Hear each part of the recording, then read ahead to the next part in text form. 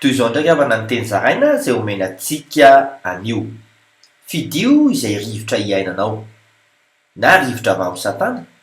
Araka ny ao Petera voalohany toko 5:5 amin'ny anaran'i Jesosy hoe mahonoana tena miambena fa ny devoly fahavalonareo mandehandeha tahaka ny liona mierina mitady izay harapany.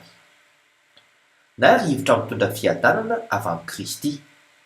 Araka ny ao filazan'ny tsara ny Jaona toko 20:1-20 amin'ny anaran'i Jesosy hoe ahoy indray Jesosy taminy fiadanana ho anareo tahaka ny nanirahany ray ahy no anirahako anareo kosa, ary efa nilaza izany izy dia nanisy fofinaina ka hoy izy taminy raiso ny fanahy masina.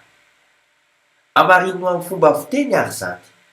Araka ny ao Petera voalohany toko 4:20 amin'ny anaran'i Jesosy hoe raha misy olona miteny dia aoka izy hiteny toy ny laza tenin'Andriamanitra. Raha misy olona manompo dia aoka izy hanao izany araka ny hery izay omen'Andriamanitra azy, mba hankalazana an'Andriamanitra amin'ny zavatra rehetra amin'ny alalan'i Jesosy Kristy, fa azo ny voninahitra sy ny fanjakana mandrakizay. Amen. Mahereza mivavaka isika. Kristy ianao ny tompoko, ilay fofinaina avy aminao no iainako, ary amarino avy amin'ny tena aleoko mivavako sy ny andraikitra ataoko izany. Ambenao mba tsy hivadika aminao. Amen. Mandra-piaona tompoko.